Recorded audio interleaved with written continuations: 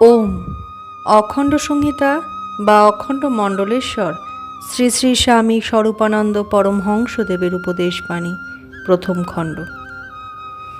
গুরু ও শিষ্য। বৈকালে শ্রী শ্রী বাবামণি নাসিরাবাদ নিবাসী শ্রীযুক্ত পকে লইয়া হেদুয়ার পুকুরে বেড়াইতে গেলেন। শ্রী শ্রী বাবামণি বলিলেন, গুরুকে জানো? ব্রহ্মই গুরু। তবে মানুষকে গুরু বলে মানো কেন? যে পথ দিয়ে যাচ্ছ তুমি হঠাৎ গর্তে পড়ে গেলে, যাকেই দেখতে পাচ্ছ তাকেই বলছো তোমাকে টেনে তুলে নিতে, কেউ নিচ্ছে না। একজন এসে বললে আমি তোমাকে তুলব, কিন্তু আমাকে বাপ ডাকতে হবে। তুমি বললে, সে কি, বাপ যে আমার একজন রয়েছে।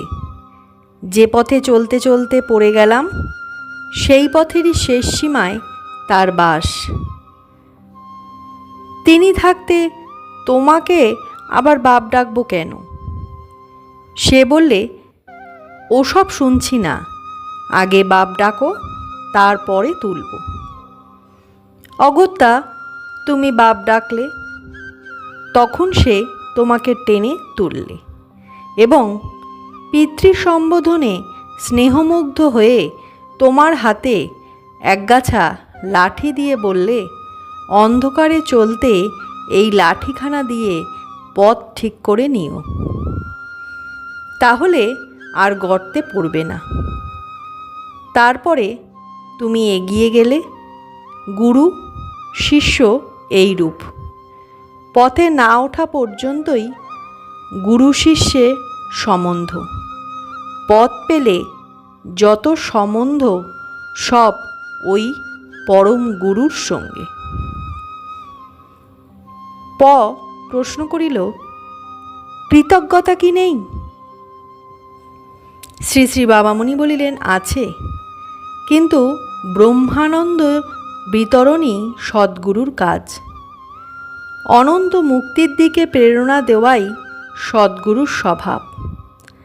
চালকলার জোগাড়ে তার মন নেই এবং পূজা প্রাপ্তিতে তার রুচি নেই।